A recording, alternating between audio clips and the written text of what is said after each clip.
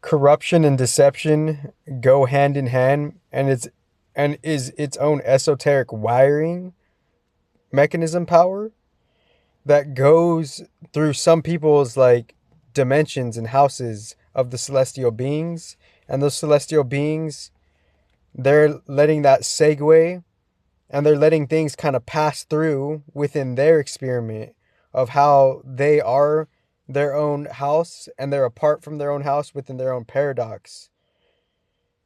Because you could ask what came first, the constellation or the planet. Well, I think it's the higher octave celestial being, most respectively, and just, obviously the 2012 predecessors have been with us to kind of like help us with these things, right? So the deception is always there and the corruption is always there, right? Because in Sagittarius season, what that's telling us is there's power in the small, and there's power in the great. There's power for us to kind of, you know, fight for ourselves in a field we don't know of. And we could have imbalanced approaches, and we could be so blinded by our arrogance and ego in a distorted way where we could break the rules and we could justify them. That's corruption. So we could justify breaking the rules. And it's not necessarily that it's good or bad. It's some type of distortion, because for people to like justify and say they're going to sue someone, yet they're breaking the rules, and some advanced AI can't see that hypocrisy, then that's a fallacy within the system itself. So these are system fallacies. And for the nation of America's intelligence to represent the fucking globe, most respectively, it's to actually dignify the AI, to see how to reduce the fallacies in the intelligence of the world. So we're growing up collectively.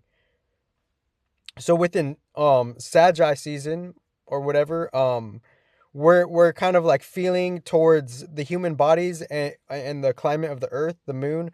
It's feeling towards the region of Sagittarius energies, and within the Sagittarius energies and how it spans within different celestial beacons, planets. Those have different ranges and spaces and radiuses of their own fields of how a different planet could kind of like signify a constellation from farther away as to closer away. But that constellation itself, it's still holding a space for different celestial beings to invite that beacon into its field to make an entirely new reaction. So the earth and the moon and the sun, it's in a closer field of radius towards Sagittarius and Gemini constellation energies.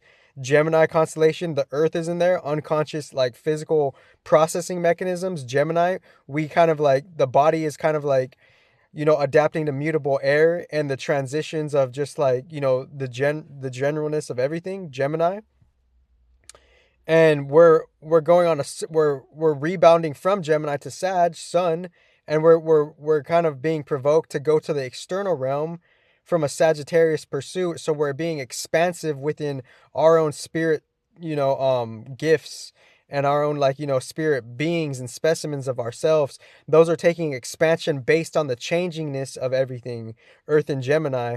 So within the moon, be a new moon in Sag, it's going to be Sag respectively to Gemini. So we're going from, the moon is having its meticulous cycle from Sag to Gemini within great change of everything, just the lubrication of like, the solar system, the cosmos. Gemini, we're going to be working up to that, and we're going to be charging up from that, from our individual subjective specimen, learning to expand within the corruption of 3D and the justice of 3D, and the general, swept under the rug blanket of deception in 3D. So that's what the Sagittarius season is. That this is a lit fucking pocket podcast or whatever, because I'm just like giving you the straight fucking esoteric shit.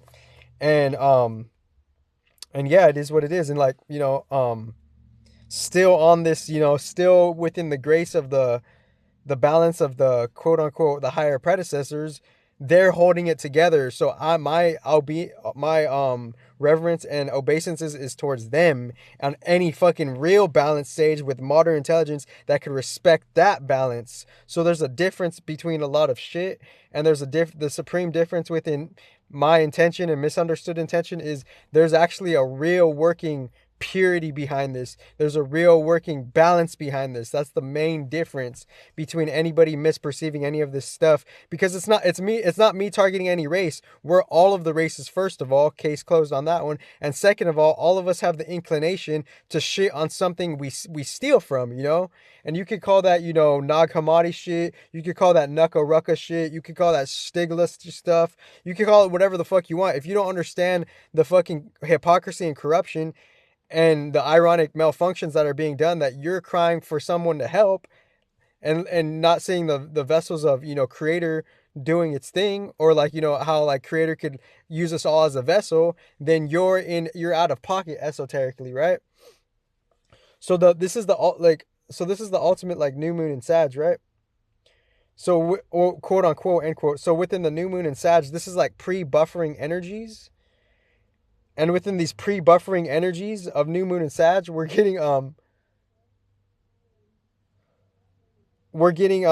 just kind of like having a light preparation of like when the new moon hits, right? So the new moon might be Friday. So there's a light preparation, because once the new moon hits, then something is going to lock in. Some different mechanisms are going to lock in. And that whole new moon, it's going to invite new energies. And what we give to the moon, that's going to give back to us. So this is the light preparation energies until Friday, right? And then from Friday, 2 weeks, give or take time, there's going to be an esoteric movie, right? Us going through life from the new moon to the full moon. We are unconscious to the background energies of how things are just esoterically going down, and how that esoteric moon movie is being used in so many different ways, for better, for worse, right? So with the new moon in Sag, we get a chance to like work with the energies that are already doing its thing. We can align with that on how could we expand ourselves through the corruption, right? Because if we don't recognize the hypocrisy, it won't get fucking recognized. So within that, I'll do another video, because I'm just kind of like cautious on my memory.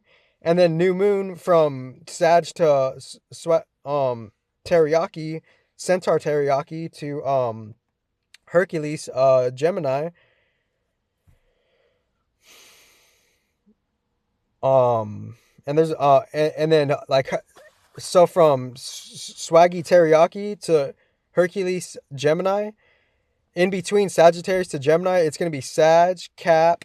So we're going to be feeling the rise and the build up of the moon energy within the unique moon cycle, and how the moon is doing its thing and it's receiving all the other effects from the planets, and we're underplaying all the celestial beacon signatures, and the moon doing its thing within the sun and moon, kind of like on the surface level external pursuance. It's in the Sagittarius constellation, where it's a centaur nature. So we're feeling into the mystical nature of things, and how there's power, and even like there's power in anything, right? There's power in a leaf, you know, there's some type of spark of consciousness, right? And that changes within God's consciousness. So there's power in like, there's power in pretty much, you know, you could just find power in a tree, right? Because I see a tree right now. So there's power in a tree. So within you having a new relationship to a tree, you could use that energy relationship to kind of like see the micro power in things, new moon and Sag, and how it's gonna like ultimately build up energies within its moon transit, to see how we're gonna react and respond, and we're gonna have a mega harvest within, you know, the general changing of everything, full moon in Gemini. And within the general changing of everything like Pandora's box could be like at its own heightened climax, right?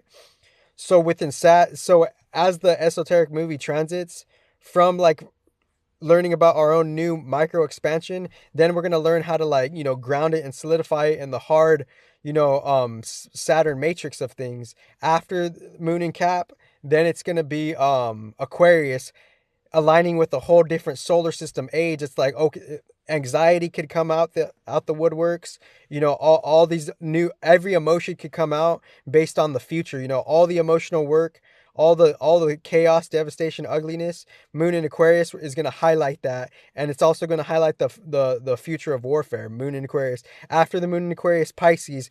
What are the predecessors? How is the predecessors and the benevolent gods giving us grace within it, most respectively, just in this keynote feel?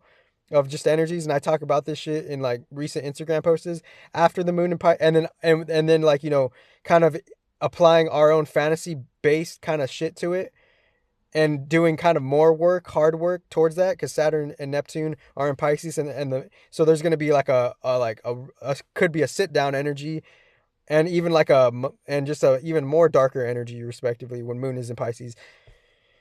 And what are we willing to do to kind of like embrace, to get on that long term brick by brick road to actually kind of maintain a good life? Moon in Pisces, and then Moon in Aries after is like, you know, people, don't let other people's bullshit affect you. Don't let other people's childish behaviors affect you. May the children be fucking like taken care of. May the children get therapy. May the children fucking like be honest some fucking how in some fucking miracle. May the children fucking, realize what karma fucking is, and may the children just fucking, be at a new balance with shit. Moon in Aries. Moon in Taurus, it's like, oh shit, the tech is like it's within the Mercury retrograde within this new moon cycle. It's like, it's Mercury retrograde is redefined because the whole new transits are in a whole new transitional age of things. So Moon in Taurus is like, Mercury retrogrades hit differently these days because within Moon in Taurus, it's like the tech is already like the other planets are kind of like acquiring the ability of being their own respective Mercury most respectively, and the Taurus is grounding that in the tech. So that's Moon in Taurus, and then Moon in Gemini is how we're going to change through all of that shit. And then the declining moon cycle will be Cancer through respectively Scorpio, and within that declining moon cycle, we're just going to reflect on the opposite energies of the everything I just explained, So within this up and down mountain diagram, the opposite of Gemini in one sense would be Cancer, right? Because it's making like a peak triangle. So within that, we're gonna feel the feminine changes, and we're gonna make a homey place out of feminine changes from the full moon in Gemini once the moon's in Cancer after Gemini. And then once the moon is in Leo after the full moon in Gemini, it's like we have a chance to rebuild and kind of take care of our own inner creations and inner children, moon in Leo. And then moon in Virgo is, let's get back to school. Let's get back to mature policies. Let's get back to like, okay, we're all fucking human. We all have to bend down to do some work sometimes. And then moon in Libra is like, let's do this survival circuit. Chaos in order is there. Libra shit. Chaos and structure is in there. And then moon in Scorpio is, let's do this esoteric reset of things and see how sometimes we gain power by having no power, energetically speaking. You have the best life ever.